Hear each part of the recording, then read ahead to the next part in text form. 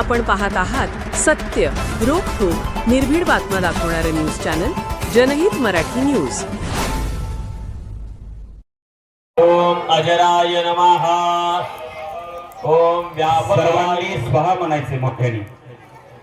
सर्वांचा आवाज पाहिजे मोठ्याने. स्वाहा बोलायचे सर्वांनी. ओम व्यापकाय नमः. ओम इंद्रचौराय नमः. ओम इंद्रमूर्तये नमः. ओम कुक्षाय नमः. ओम कूष्मांडाय नमः. ओम वरुणाय नमः. ओम बटुकाय नमः. ओम विमुक्ताय नमः. ओम लिप्तकायाय नमः. ओम लीलाकाय नमः. ओम एकदंष्ट्राय नमः. ओम ऐरावताय नमः. ओम कोशविघ्नाय नमः. ओम वंदनाय नमः. ओम दिव्यकाय नमः. ओम कम्बलाय नमः. ओम भीषणाय नमः. ओम घंटाय नमः. ओम व्यालाय नमः. उजवातात पाणी घ्या आणि पलीवर पाणी द्रोणामध्ये सोडून द्या. मधल्या बोटाने उजवाताच्या. पुरुषांनीच फक्त पाणी सोडायचं आहे, स्त्रियांनी हाताला लावायचं आहे. स्थापित देवता गरुड महाप्रार्थना पूर्वक नमस्कारान् करोमि. स्थापित देवतानां नैवेद्यं टाकायचं नाहीये. पाणी हातामध्ये घेऊन द्रोण मध्ये सोडायचंय. अग्नीमध्ये टाकू नका पाणी. 5 वेळेस तूप टाका अग्नीमध्ये. ओम प्राणाय स्वाहा. ओम अपानाय स्वाहा. ओम व्यायत स्वाहा. मादस्वा अजायन्ताजी केचु भयादता बाहु हरितिरे तस्मात् जाता अजावयः स्वाहा. पंचरत्नम् प्रोक्षन् पुरुगञ्जातम् ब्रह्मणे नमः. नैवेद्यं समर्पयामि. हस्तप्रक्षालनं समर्पयामि. अथ मंगल आरतिक्य दीपोऽहं समर्पयामि. उंजळीत घ्या स्त्रियांच्या.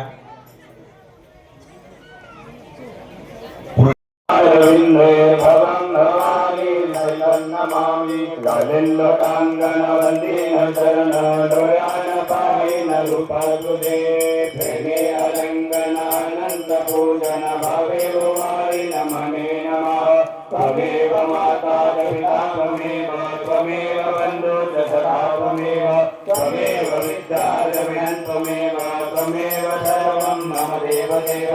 कायेन वाचा मनसेन्द्रियैर्वा बुद्ध्यात्मना वा प्रकृति स्वभावा करोमि यज्ञं सकलं परस्मै नारायणाय समर्पयामि. अर्घ्यं केशवं नारायणं कृष्णदामोदरं वासुदेवं भजे. श्रीधरं माधवं गोपिका वल्लभं.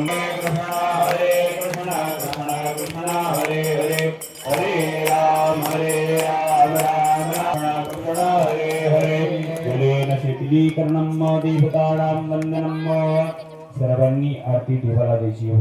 स्वतःला आरती घ्यायची आहे. आरतीचं ताट खाली ठेवा. आरतीच्या ताटातील अक्षदा आपल्या उजव्या हातात. आणि श्रीकृष्ण मंदिर भूमिपूजनानिमित्ताने आयोजित हा भव्य 108 कुंडी महाविष्णू यज्ञ, रामकथा आणि कीर्तन महोत्सव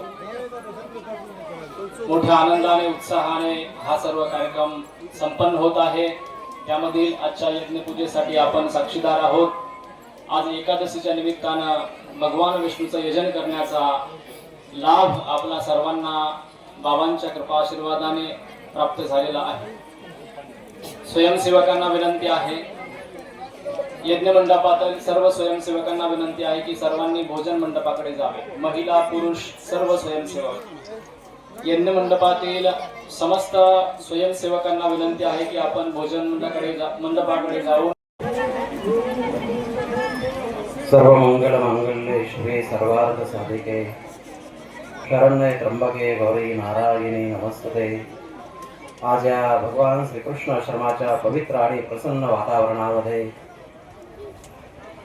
भगवान विष्णूच्या सानिध्यामध्ये आणि ज्या ठिकाणी भगवान श्रीकृष्णाचं मंदिर होणार आहे त्या पवित्र भूमीवर आपल्या हस्ते विष्णू याग संपन्न झालेला आहे, अर्थात आपल्या सर्वांच्या हस्ते भूमिपूजन झालेलं आहे. खरंच तुम्ही भाग्यवान आहात की तुम्हाला सर्वांना आज एकादशीच्या दिवशी भूमिपूजन करण्याचा योग प्राप्त झालेला आहे. प्रायः असं असतं की भूमिपूजन कोणत्या तरी एका व्यक्तीच्या हाताने केलं जातं, कोणीतरी लीडर बोलवले जातात, कुणीतरी व्यक्ती संत बोलवले जातात एखादे, आणि एकाच व्यक्तीच्या हाताने भूमिपूजन होतं. परंतु हा कृष्ण जो आहे ना तो सर्वांचा आहे आणि त्यामुळे सर्वांच्या हस्ते आज हे भूमिपूजन संपन्न होत आहे. हा यज्ञ म्हणजे सर्वांच्या हस्ते संपन्न झालेलं भूमिपूजन आहे आणि त्यामध्ये आजचा दिवस तर विशेष आहे. तुम्ही खरंच भाग्यवान आहात, तुम्ही दिवस शोधून निवडलेला आहे, समजदार आहात. आज पापमोचनी एकादशी आहे, सर्व पापांचा नाश करणारी ही एकादशी. या एकादशीचं विशेष व्रत महत्व पुराणामध्ये ग्रंथामध्ये वर्णन आलेलं आहे. जी व्यक्ती आज मनोभावे एकादशी करते, भगवान विष्णूचं पूजन यजन करते, त्यांचे सर्व दोष नष्ट होतात, दूर होतात आणि तुमच्या जीवनामध्ये तो योग प्राप्त झालेला आहे. मला वाटतंय आज बरेचसे जॉबवाले मंडळी आहेत, त्यांना एकादशीचं माहित नव्हतं, त्यांना फक्त सुट्टी हवी होती आणि तो दिवस सुट्टीचा नेमका आजच होता. म्हणजे त्यांच्या जीवनामध्ये योगायोगाने एकादशी प्राप्त झालेली आहे. त्यामुळे ते आणखी भाग्यवान आहेतच. खरंच तुम्ही मनातून पूजन केलं भगवान विष्णूचं आणि सर्वांच्या इच्छा मनोकामना पूर्ण करणारे भगवान विष्णू. या ठिकाणी प्रेम, भावना, श्रद्धा महत्वाची असते. कोणतंही कार्य करत असताना आपण किती प्रेमानं करतो, किती श्रद्धेनं करतो, भावनेनं करतो. त्या कार्याच्या पाठीमागचा आपला हेतू काय आहे, उद्देश काय आहे, हे खूप महत्वाचं आहे. आणि तुम्ही पवित्र भावनेने हे कार्य केलेलं आहे. तुमच्या मनामध्ये जी इच्छा आहे, कामना आहे, अशी एखादी इच्छा भगवान विष्णूंना सांगा, प्रार्थना करा, पूर्ण लिस्ट काढू नका. एकच इच्छा कोणती तरी सांगा आणि प्रभूला प्रार्थना करा. निश्चित ती तुमची इच्छा पूर्ण करतील, कारण त्यांचं नाव विश्वांभर आहे. सर्व विश्वाचं भरण पोषण करण्याची जिम्मेदारी भगवान विष्णूंच्याकडे, सर्वांची चिंता करतात. त्यामुळे चिंता करायची नाहीये, चिंतन करायचं, प्रभूचं चिंतन, आणि चिंता करायचं काम भगवंताकडे द्यायचं. ज्यावेळेला भीष्माचार्यांनी प्रतिज्ञा केली होती निष्पांडव पृथ्वी करण्याची, त्यावेळेला सगळे पांडव घाबरले होते, सगळेजण घाबरले होते, परंतु अर्जुन मात्र निवांत होता. कारण भीष्माचार्य मारणारे ते ठरल्यानंतर सर्वांना भीती वाटत होती. उद्या आपला मृत्यू म्हटल्यानंतर झोप लागेल का कोणाला? नाही लागू शकत. परंतु अर्जुन निश्चिंत झोपला होता. त्यावेळेला कृष्ण शोधत आले, अर्जुनाला पाहिलं, अर्जुन निवांत दिसत होता. अर्जुन झोपलेला होता. अर्जुनाला हलवून उठवलं. अरे अर्जुना, तुला माहित नाहीये? म्हटले काय? उद्या भीष्माचार्याने तुम्हाला सर्वांना मारण्याची प्रतिज्ञा केली आहे आणि तरी तू झोपलास. अर्जुन म्हटला, प्रभू माझी चिंता करणारा जागतोय, मी झोपू नाही तर काय करू? मी विनाकारण का चिंता करू? मी तर चिंतन करत करत मस्त राहतोय. चिंता करणारा तो परमेश्वर आहे. त्यामुळे आपण चिंतन करायचं काम करा, नामस्मरण करा, श्रद्धेनं, भावनेनं, प्रेमानं. आपली चिंता परमेश्वर करणार आहे. खरं सांगा बरं, आजपर्यंत तुमची चिंता कोणी केलेली आहे? तुम्ही खरंच जन्मता श्रीमंत आहात का? काय 4-2 माणसं 10-5 असतील, परंतु वडिलोपार्जित खूप मोठी प्रॉपर्टी आहे, आम्ही खूप श्रीमंत आहेत असे म्हणणारे फार थोडे असतील. परंतु तुम्ही शून्यातून विश्व निर्माण केलेलं आहे. तुम्ही प्रयत्न केले आहेत, कष्ट केलेले आहेत, परंतु त्याला साथ भगवंताने दिलेली आहे. प्रयत्न प्रत्येक जण करतो, परंतु यश मिळेलच असं नाहीये. भगवंताची कृपा जीवनामध्ये असेल ना, तर हातामध्ये घेतलेलं काम यशस्वी होतं.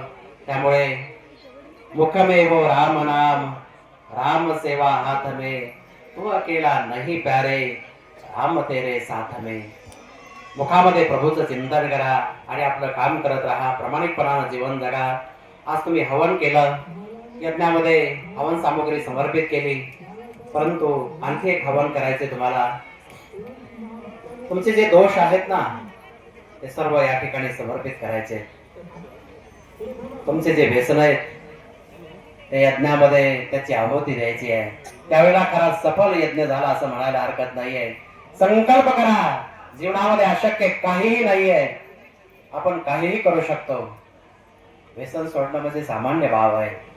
तुमचं जे कोणतं व्यसन असेल ना आजपासून करायचं नाही, त्याला स्पर्श करायचा नाही, हात लावायचा नाही असा संकल्प करा आणि व्यसनमुक्त व्हा.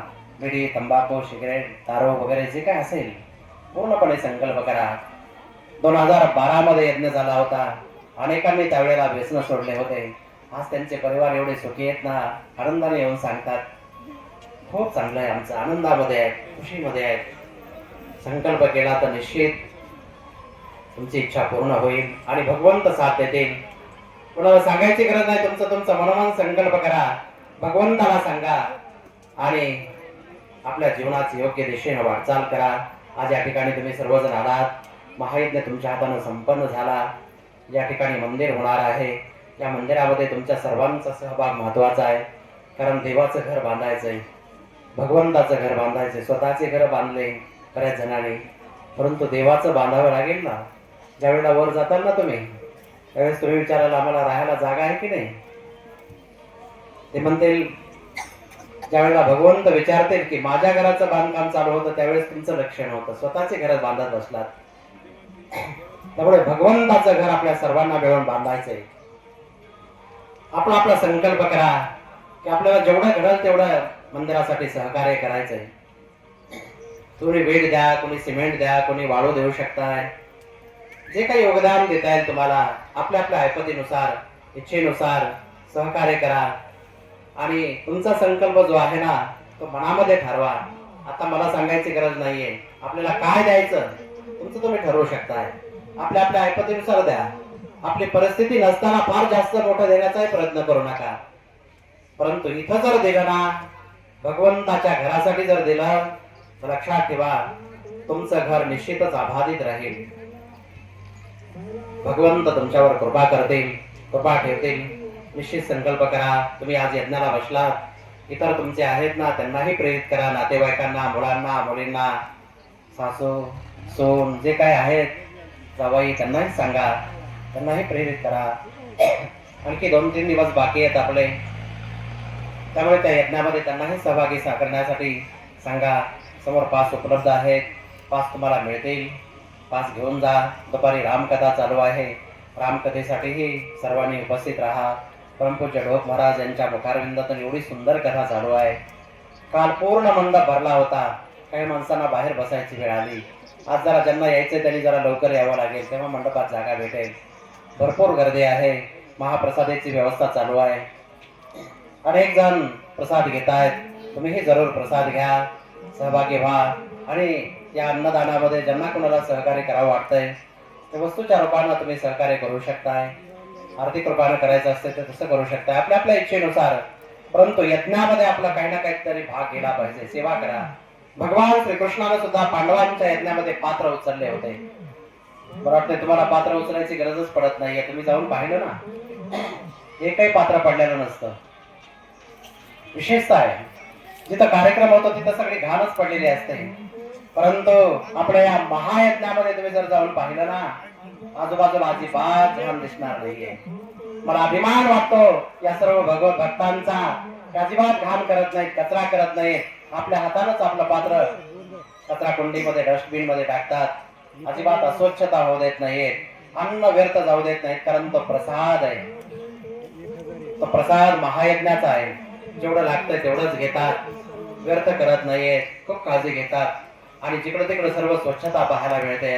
इथे कार्यक्रम म्हटलं की घाणीचं साम्राज्य असतं, परंतु कसलीच घाण कुठं दिसत नाहीये. भोजन मंडपाकडे गेल्यानंतर असं वाटतच नाही की हा भोजन मंडप आहे. एवढी स्वच्छता वाटते. तुम्ही गेल्यानंतर लक्षात येईल तुमच्या, पाहू शकताय. प्रत्येकाला जायचंय. आणि आजचा दिवस एकादशी करायची आहे. करणार एकादशी कोण कोण करणार? हात वर करा बरं जरा.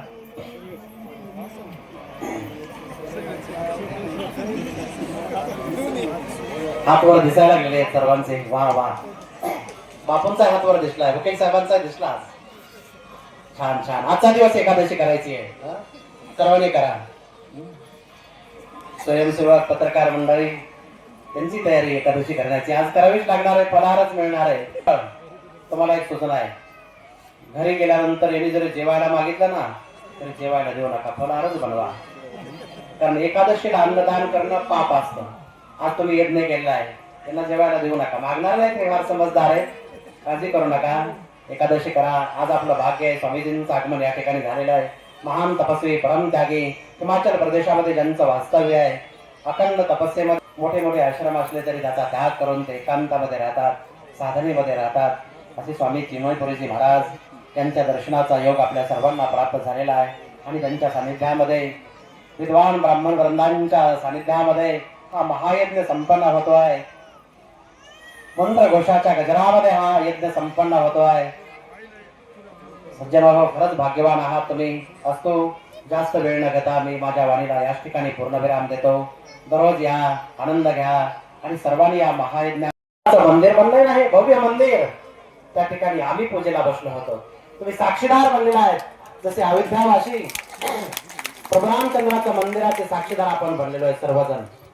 आपल्या काळात बनले ना मंदिर, ते अनेक जण गेले, आपले बलिदान दिलं, परंतु त्यांना ते भाग्य लाभलं नाही. आपल्या समोर ते मंदिर बनलं. तसं आपल्या समोर तुम्ही सांगू शकाल की ज्या ठिकाणी मंदिर बनलंय तिथं आम्ही पूजा केलेली आहे, आमच्या हाताने भूमिपूजन झालेलं आहे, सांगू शकाल.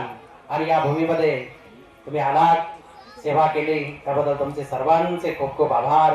तुमचं प्रेम, तुमची भावना, तुमची श्रद्धा हे पाहिल्यानंतर मला खूप आनंद वाटला. आपल्या या मंदिरासाठी गोपीचंद प्रल्हाद केंद्रे यांच्याकडनं केंद्रेवाडी 25 पोते ते सिमेंट त्यांनी जाहीर केलेलं आहे.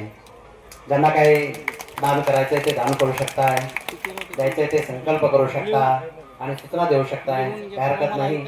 आता दर्शन घेऊन हळूहळू हळूहळू दुरून